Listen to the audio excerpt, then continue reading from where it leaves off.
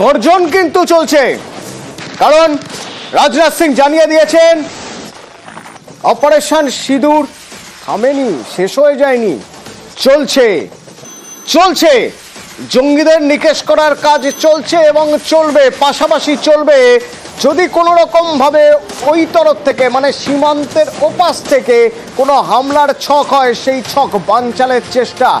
যেমন গতকাল রাতের গত কদিন ধরে যে চেষ্টা চালিয়ে এসেছে পাকিস্তান, ওপার থেকে আমাদের 3টি রাজ্যের 15টা শহরকে টার্গেট করা হয়েছিল, সেই টার্গেট আকাশেই ফিনিশ, আকাশেই শেষ করে দিতে পেরেছি আমরা আমাদের সুদর্শন চক্র দিয়ে।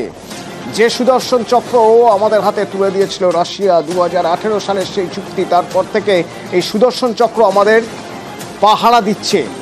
কিভাবে পাহারা দিচ্ছে না, যদি তার রেডিয়াসের 400 কিলোমিটারের মধ্যে কোনো ফ্লাইং অবজেক্ট উড়ন্ত কোনো কিছু দেখে, তাহলে এই স্যাম সিস্টেম অর্থাৎ surface two air missile system, এই সিস্টেম সঙ্গে সঙ্গে তাকে ধরে ফেলবে তার রেডারে এবং ধরে ফেলে আকাশেই ধ্বংস করবে। কতগুলোকে ধ্বংস করতে পারবে?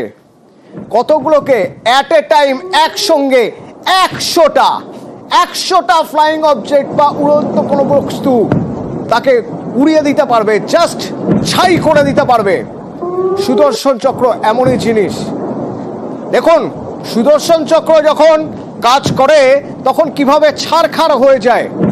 এই আলোর ফুলকির মতো যেগুলো দেখছেন ড্রোন হামলা হয়েছিল সীমান্তের ওপার থেকে, সেগুলো আকাশেই শেষ করে দেওয়া হয়েছে।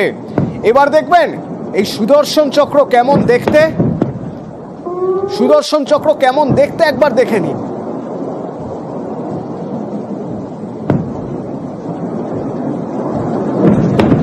দেখাবো সেই সুদর্শন চক্র। এ তো দেখছেন রাতের ছবি, এক একটা ফ্লাইং অবজেক্ট ধরে ধরে ধরে ধরে একদম আকাশেই শেষ করে দেওয়া হচ্ছে।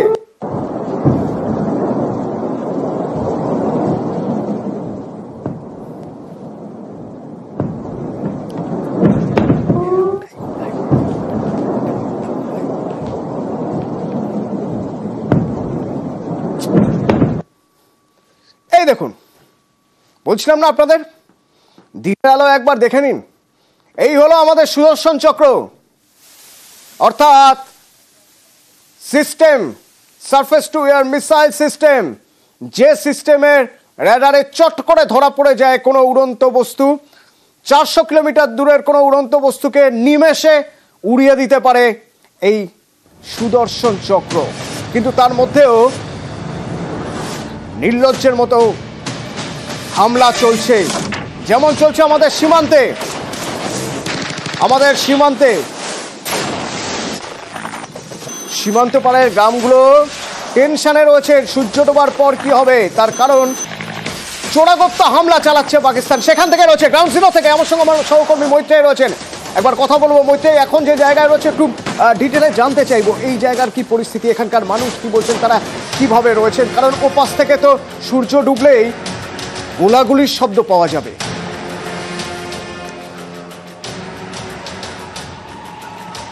একেবারে দেখো, আমরা এখনো পর্যন্ত যে জায়গায় রয়েছি সেটা পুঞ্চ সেক্টরের আওতাতেই পড়ে এবং এই যে গ্রাম লাগোয়া এই অংশ রয়েছে, সন্ধ্যের পর থেকেই কিন্তু এই অংশেও কিন্তু প্রবল সিজফায়ার ভায়োলেশন চলছে এবং প্রত্যেকটি জায়গায় আমরা যখন পুঞ্চ সেক্টর এবং বিভিন্ন যে সেক্টরগুলো রয়েছে, মূলত সবথেকে আক্রান্ত যে সেক্টরগুলো রয়েছে তার মধ্যে রাজৌরি রয়েছে, পুঞ্চ রয়েছে এবং তার সঙ্গে সঙ্গে কিন্তু নওশেরা সেক্টর রয়েছে।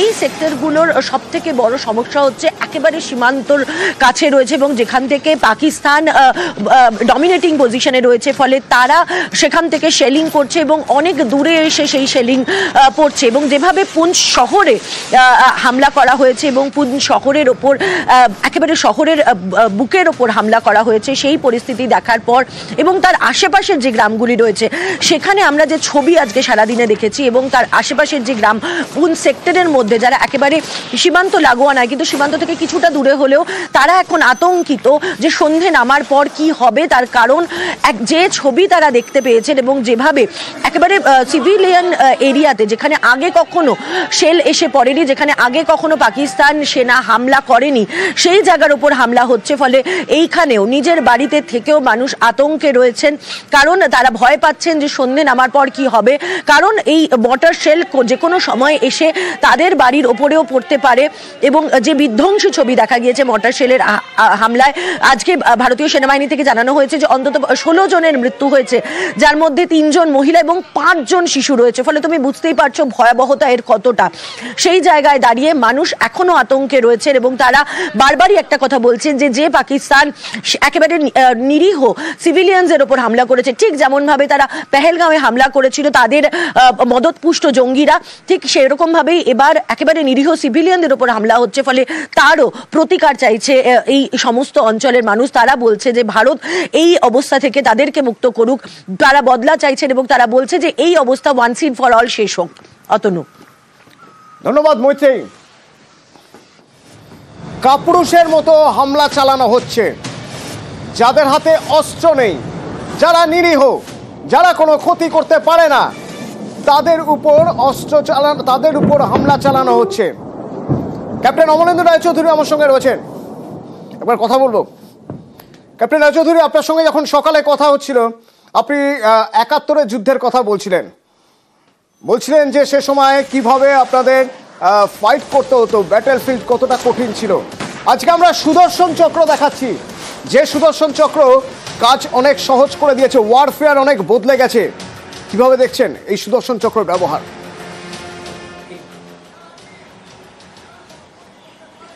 সুদর্শন চক্রর ব্যবহার দেখবার আগে এই সুদর্শন চক্র যারা বিশ্বকর্মা, আমরা আর্মি, নেভি, এয়ারফোর্স, আমাদের মিনিস্ট্রি সবাইকে আমরা ধন্যবাদ জানাচ্ছি, কিন্তু যাদের স্মরণ করছি না তারা হচ্ছেন এর architect DRDO, defence research and development organisation. এর পেছনে এদের যে অবদান আছে সেটা অবস্মরণীয়, এবং বিভিন্ন রকমের অস্ত্রপাতি, এমনকি যুদ্ধ প্লেন এরাই তৈরি করছেন। এবং এদের অদম্য পরিশ্রম এবং অদম্য উদ্যোগ সেটা কিন্তু আমাদের যুদ্ধের ব্যাপারটাকে অনেক সহজ করেছে। এটা ওদের ধন্যবাদ জানিয়েই আমরা মনে হয় পরের আলোচনায় আসতে পারি। এই যে জিনিসটা হচ্ছে, এই জিনিসে যে সুদর্শন চক্র যে ব্যাপারটা বললেন, এই যে মানে আমব্রেলা যেটাকে বলা হয় আর কি, প্রোটেকশন আমব্রেলা, এইটা কিন্তু আমাদের পক্ষে একটা বিরাট বড় মানে কি বলবো মানে সাহায্য। যদি ওরা যে কোনো সময় মিসাইল বলুন বা যাই নিয়ে হানা দেওয়ার চেষ্টা করবে, এটা কিন্তু তাদের প্রোটেকশন দিতে পারবে। এবং আমাদের মডার্ন ওয়ারফেয়ারে অনেক মানে ম্যান পাওয়ারের দিকে অনেক কমে গিয়ে যান্ত্রিক জিনিসের উপর আমরা অনেক বেশি নির্ভরশীল হয়ে পড়েছি। তবে একটা জিনিস কি, যেহেতু আমাদের যে সমস্ত সীমান্তে নিরীহ নাগরিকেরা রয়েছেন তাদের প্রতি যে অ্যাটাকেরা করে যে চলেছে, সেখানে আমাদের মনে হয় এখন আমাদের ফিজিক্যাল রিটালিয়েশনের জন্যে প্রয়োজন হবে, এবং সেখানে আমাদের নিশ্চয়ই এই বিষয়ে কোনো প্ল্যান করা হচ্ছে। আমাদের স্ট্যান্ডার্ড অপারেশন প্রসিজার যেটা আছে সেটাকেও এরা মেনে চলবে, এবং সেইভাবে ক্যাপ্টেন রায়চৌধুরী, একটা প্রশ্ন রয়েছে আপনার কাছে। ক্যাপ্টেন রায়চৌধুরী, আমার সহকর্মী পুঞ্চে রয়েছেন গ্রাউন্ড জিরো থেকে, তিনি বলছিলেন যে এমন জায়গায় এরা শেলিং করছে যেখানে এর আগে করা হয়নি। এই স্ট্র্যাটেজিটা কি, এই প্ল্যানটা কি, কেন এটা করা হচ্ছে?